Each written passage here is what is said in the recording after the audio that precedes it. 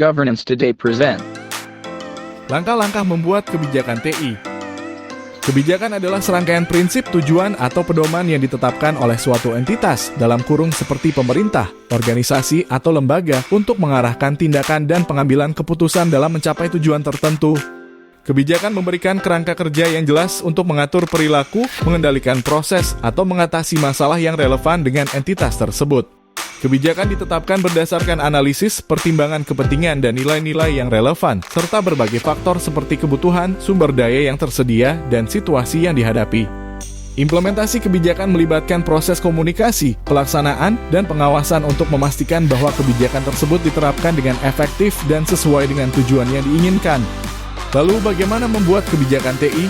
Ada beberapa langkah yang harus kamu lakukan di antaranya. 1. Pahami seluruh bisnis proses yang ada di unit kerja TI.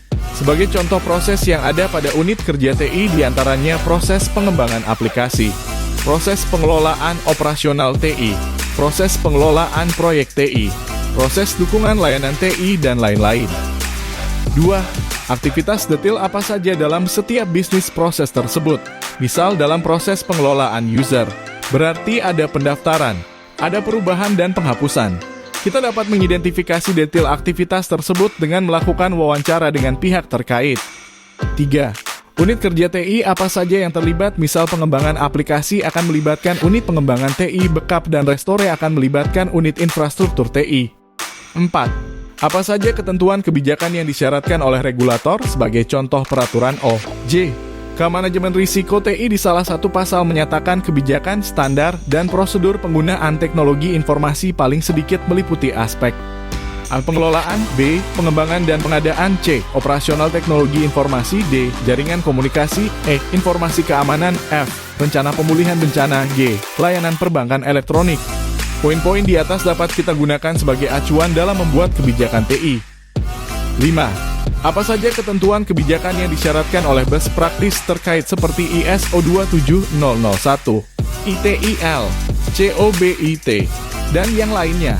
Sebagai contoh NX pada ISO 27001 dapat menjadi poin yang perlu dimasukkan dalam kebijakan TI yang berkaitan dengan keamanan informasi.